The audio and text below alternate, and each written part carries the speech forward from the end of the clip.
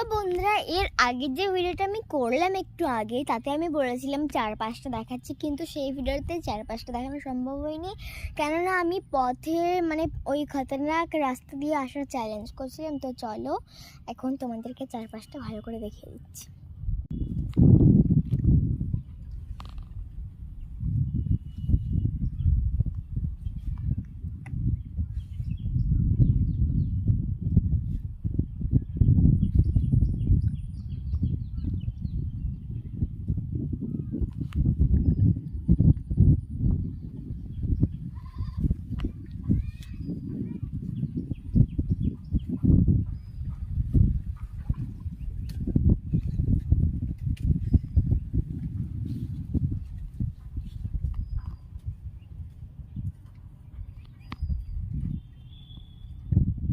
তো গাইস, চারপাশটা পুরো ভালোভাবে দেখে নিয়েছো, টাটা।